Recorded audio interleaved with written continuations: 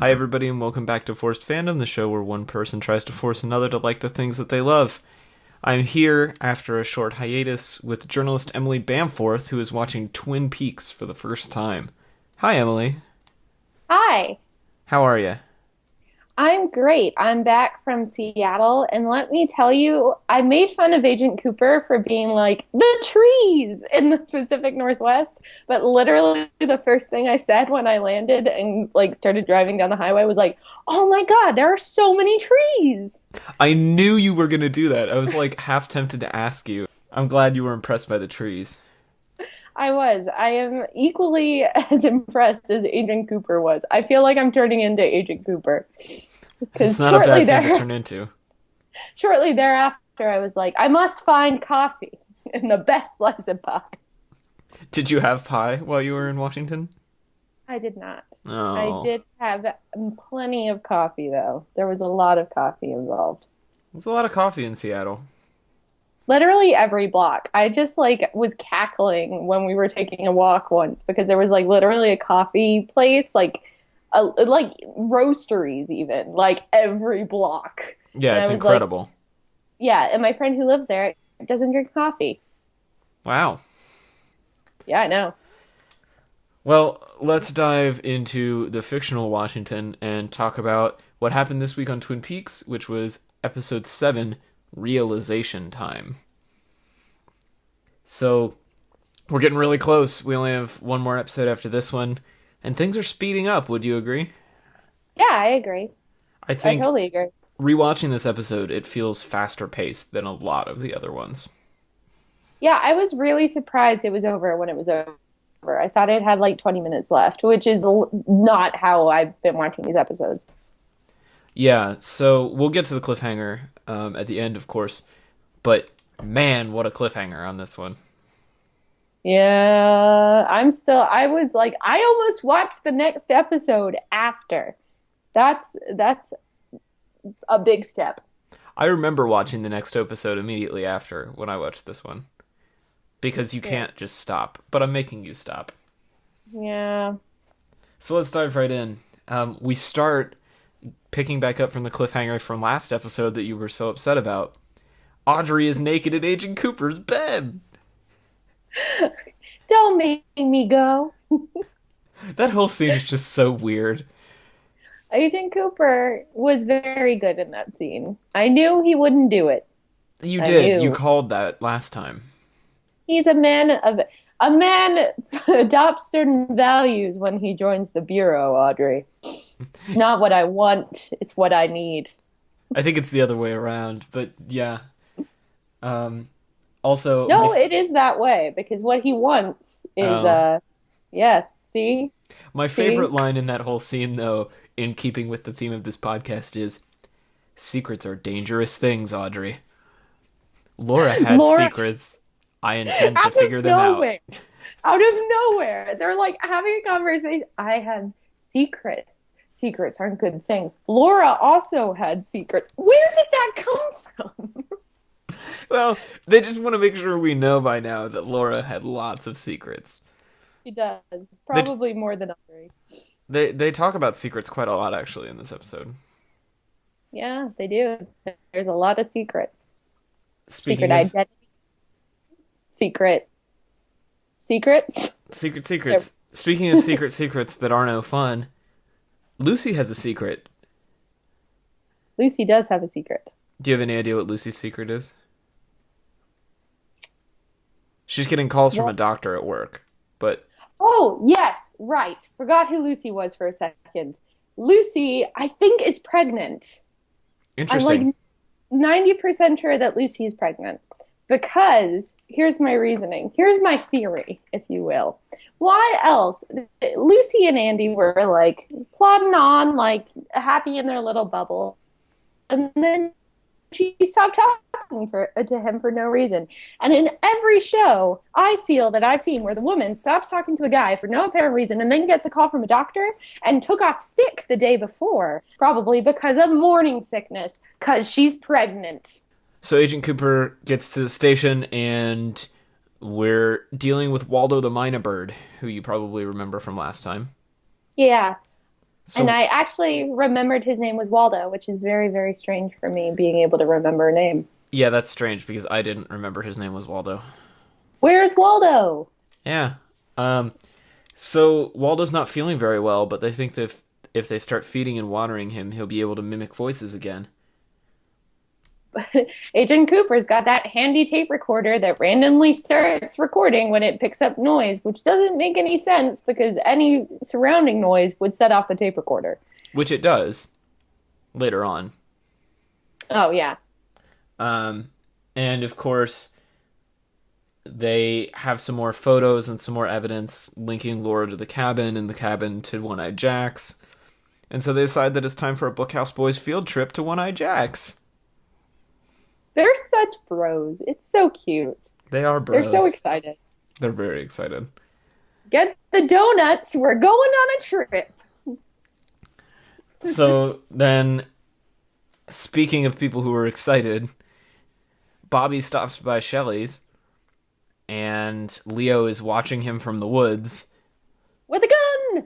with a gun. And Leo has a gun because He is gonna kill Bobby because he got shot in the arm by Shelley. Shelley shot him in the arm. yeah, we Not know this. She has really bad aim. She does have really bad aim, but we knew that based on how she was handling the gun last time.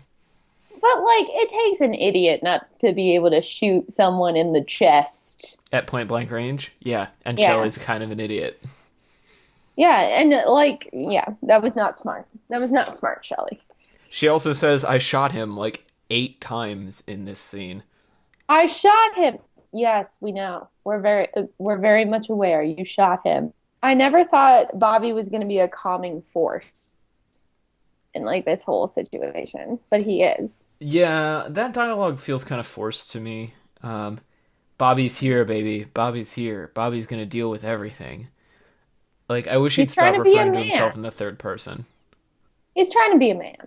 Like he's trying to be because she is like significantly older than him, right? Yeah, So like he needs to be a man that can take care of her in order for her to leave her husband. true. So, while this is happening and Leo's waiting to kill Bobby, he overhears Lucy on the police scanner talking about Waldo the Minor Bird and drives off erratically. He is not happy. No, he's not. This is basically where this episode starts cutting back and forth between a lot of plots. Yes. And so we're just going to go through them, I think, in sequential order. Okay. Let's go. So we'll start with the next one, which is James, Maddie, and Donna. Yes. So, Which is a weird, this whole situation is just very strange. yeah, how do you mean? Like, the fact that they're like, okay, so all of the pieces of this case are eventually being found, right? But there are like 3 different groups of detectives doing it. So there's James, Donna, and whatever her Maddie. name is, Maddie, Laura. And then there's Audrey, who's like solving the thing by herself. And then there's Agent Cooper and that gang, Andy and all that jazz. And so it's just really funny to see the different parts of the story that they're getting. And so they're sitting there and they're listening to the tapes. And Laura is just like reveling in the fact that her doctor is in love with her. And it's really weird. Mm-hmm. And she also says, I'm going to dream tonight. I'm going to dream because dreams are a legitimate established thing in Twin Peaks. This is true. So they realize there's a missing tape from the night before Laura died, and they want to go get it from Dr. Jacoby's office. Why Yes. don't you explain their plot to get into Dr. Jacoby's office? So they are going to dress Maddie up like Laura and have her call Dr. Jacoby and get him to come to them so that they can get into the... Well, are they doing it so they can get into the office through him, or are they doing it so he's not at his office? So they he's can not get in? at his office. Okay, so yeah. So basically, they're trying to make him believe that Laura is still alive in some way, or like just there by dressing her up like Laura. So this is the first time we see that actress like act like Laura and then switch into Maddie, like in one fell swoop, which is kind of trippy. Um, and so, but that's getting ahead of myself. So basically, they're going to a payphone. She's going to call Dr. Jacoby and imitate Laura, and then they're going to go get the tape. But they needed to have proof that it was Laura. So they created this VHS where Maddie, dressed as Laura in a wig, holds up that day's newspaper in front of the gazebo. Yeah. What were your thoughts on that? How'd you feel? It's just like a weird, I don't know, like the fact that they are like trying to get him out of the house by making him think that a dead person is alive. It's just very odd. Like, it's not like create a distraction. It's like, let's make him believe that he's A, either going crazy, or B, they didn't find Laura. Or C, that it's her ghost. Yeah, see that it's her ghost, which knowing Dr. Jacoby, he'd be like, oh my God, I'm being haunted. So, yeah, I think it's a little spaced out, but like it's appropriate for Dr. Jacoby, I guess. And of course it works. Jacoby leaves his office. But there are people watching. Right, we'll get to that. So, the next plot we have is Audrey, who goes to her first day at work at the perfume counter and is awful at her job. Are we surprised? No. Yeah, she's really mean. But it's hysterical. Okay, here's the thing about Audrey. I still hate her. But she's like 10 times smarter than literally everybody on this show. Besides maybe like Agent Cooper. Like she is a cunning girl. Like she really is. So like the part where she's like that customer is like, just wanted to make a statement. And she's like, why don't you just wear the perfume bottle around your neck? I'm like, that's hysterical. That's really funny. Yeah. So she's eavesdropping on her boss, who is giving one of the other girls a job in hospitality at One-Eyed Jack's. And so, of course, Audrey manipulates her way into getting an interview for a hospitality position. Yeah, and air quotes hospitality. And she has her interview with Blackie. Who I also love. I do love Blackie. Blackie, of course, the madam at One-Eyed Jack's. And she's a boss. She is a boss, quite literally. And so Audrey almost gets found out in her interview, but then she ties a knot in a cherry stem, which is apparently enough for Blackie to hire her. I mean, you gotta have a specialized set of skills, I guess. So that's like being able to type very, very quickly for a receptionist position. I'm gonna leave that where it lies. But I'm not wrong. You're not wrong. So Audrey works at One-Eyed Jack's now. Anything else we need to say about that before we move on? It's nice to see her move up in the world. I guess you could call it that. A, she's gonna run into her dad, so that's gonna be awkward because her dad goes there. And B, maybe she'll run into Agent Cooper, and they're gonna have weird sexual tension again. So much weird sexual tension. Yep. So, speaking of Agent Cooper is leaving the sheriff's office, and he goes to the hotel and gets into his fancy tux. And you're fanning yourself from the sweltering hotness of Kyle MacLachlan in a tux. Beautiful. Beautiful development in this show. I'll just let you have that was that very moment. Exciting. Yeah, thank you. So he has a bunch of the Bureau's money to gamble with, and he and Ed are oral surgeons from the Tri-Cities who are going to gamble. Ed is like a lot quicker on the draw than I thought he was going to be at that. The scene between Ed and Blackie is one of my favorite scenes in this show. He like gets up to speed very quickly. Like you can tell he's like a little nervous, and then he's like, "Oh, I'm gonna like be incredibly sexual for no apparent reason. Yeah. He just wants to do some gum work. Apparently. I'm gonna let that lie. That's what he said. But as they're leaving, Audrey is leaving urgent messages on the phone for Agent Cooper, and she slides a note under his door. Any idea what that could be? She's found out something. Presumably that what. Ronette is working, or was working at One-Eyed Jacks. Oh yeah, because of the list. Mm-hmm. The list that she found in the guy's office. Because Ronette was on that list. Yeah. And she was like, Ronette! Because she was randomly smoking in the closet, which is a fire hazard, Audrey. Also, how did her boss not see the smoke coming out of the closet? I realize I realize the cigarette is there for dramatic effect, but like, come on. my closet is smoking. Yeah. Okay. So everybody's wearing wigs and wires, and they're going to One-Eyed Jacks. And they're there, and there's some sexual tension between Ed and Blackie, and that's fine. And then they start playing some blackjack, and they run into Jacques Renault, who's dealing at the blackjack table. He's fatter than I thought he would be. They showed him before. He was fat then. I don't remember him being fat. I've always pictured him being very skinny. Like a wiry man. No, he's fat. Shattering my illusions, Twin Peaks. So, that's pretty much everything that I had there. And then we can pick up all the other characters. Ed is bad at gambling. Ed is bad at gambling. Ed loses all the money. Agent Cooper is not bad at gambling. No, he's not. Because he is not bad at anything. True. So, backing up, we're going to look at Hank and Shelley and Norma. So, Hank! Yeah. How do you feel about Hank now?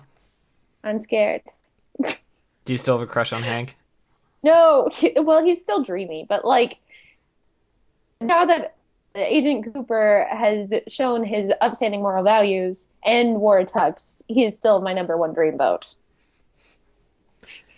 And Hank's starting to scare you a little bit? A little bit. Little bit. He's, I don't like that he was like, well, thanks for being a help around here when I was away. Da, da, da, da, da, da, da. And also, I love that they like came in the whole bit about the give yourself a present once a day made me laugh so hard. That's one of like the most quoted Cooper lines from this series. Routinely I would hang out with people who have watched this show, and we would be walking through places, or like I'd be hanging out with people in Athens, and they'd be like, "You know what? Let's go get a drink. You should give yourself a little treat once a day, every day." It's good words to live by. He has a good view on life. I agree. And he's like, today it's a good cup of black coffee. It is. It is. Good for you, dude. Good for you. Everyone in Twin Peaks is learning from your life lessons. Yes. So they're doing that.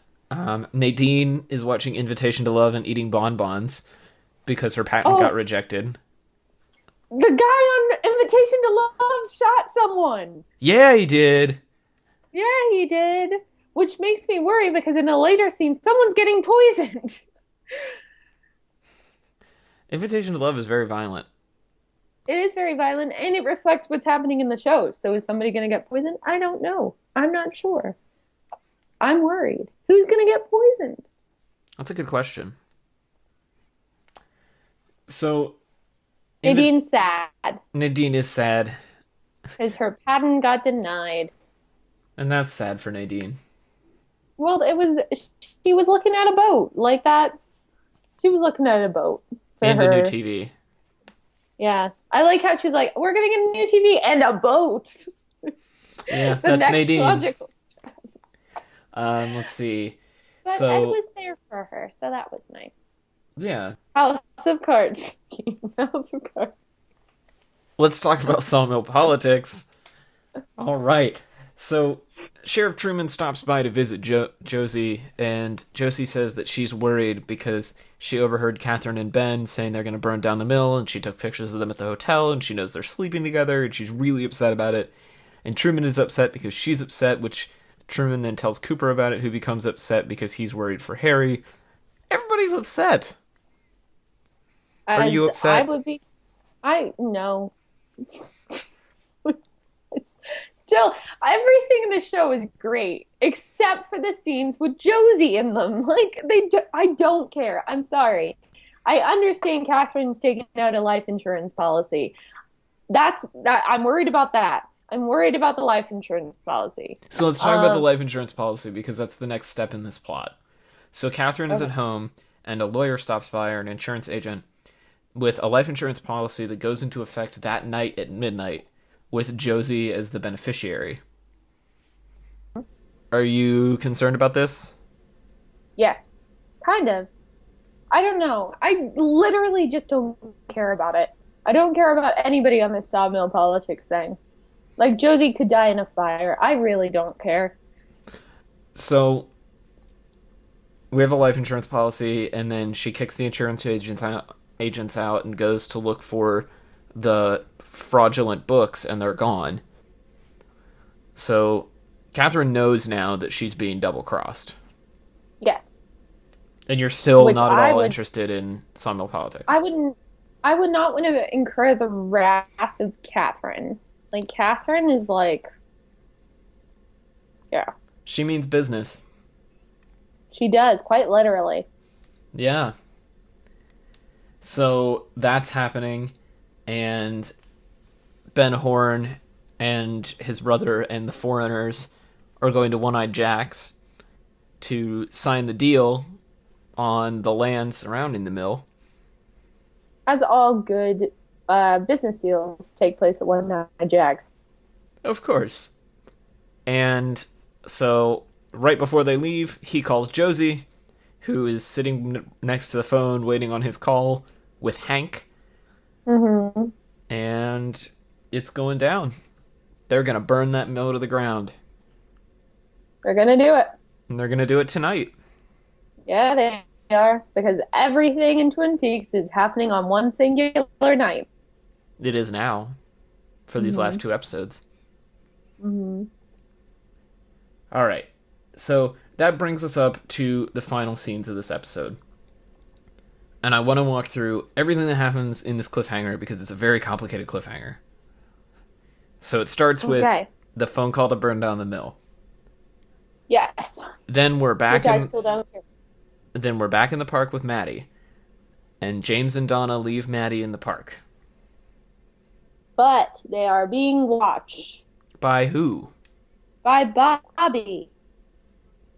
And also some random person that we don't know who it is, but they're shaking and breathing heavily. They sure are. So that's happening. James and Donna break into Jacoby's office as planned, but somebody's watching them. Somebody. Actually, it's just Bobby. Bobby follows them to the office and plants cocaine on James's motorcycle. Yeah. Is that cocaine that he puts in there? Mm-hmm. I know that he went to James's motorcycle, but I didn't know he followed them to the office. Which I guess makes sense because they went to the office and then he put it anyway. But I didn't know that's what it was. I thought it was gunpowder or something. Because it looks like a fuel tank. I thought he was going to blow up James' motorcycle. No, it's not that nefarious. He did put it in the gas tank, but it's just cocaine.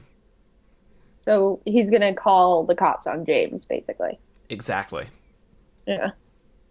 All right. So all of that's happening. Jacoby is off to find Maddie in the park, and somebody is watching Maddie. Very shakily. Continuing to shake. And then we're done. Yep. The end. Though we missed a very important thing. What was that? Waldo got shot. We did miss a very important thing. You're right. Waldo did get shot. So Waldo got shot while all of that was happening. By Leo. Leo is a very good shot. Leo is a very good shot. Leo, so they were getting ready to go to One Eye Jack's. The bird started talking. There were a pile of donuts. There was blood on the donuts. What a waste of donuts. I knew you were going to comment on the wasted donuts. Am I getting that predictable? So the bird's dead. It's not a pretty sight. Agent Cooper winds the tape back. You hear Lucy talking to the bird, which is very sweet. And I'm surprised Lucy doesn't cry because she's hormonal, because she's pregnant. I'm surprised Andy doesn't cry because he cries every time he sees blood. I'm surprised Andy didn't faint. What else happened? So what does the bird say? Laura, stop it. Stop it. Something else. And then they're like, Leo, please. Leo, no. Or something like that. And so I think we already knew that Leo was there, but like, this is like evidence that he was like hurting Laura, or Ronette or whatever. So it's obvious he was doing something shisty. And he was there and all this. So they have more evidence. And so they're probably going to go get Leo soon. So Leo is now, despite killing the bird, Leo is now on the hook. So Leo's on the hook, and we know from DNA evidence at the beginning of the episode that Jacques is on the hook. Yeah, and they found Jacques. Yep. So I have a feeling that everything is just going to go very quickly next episode.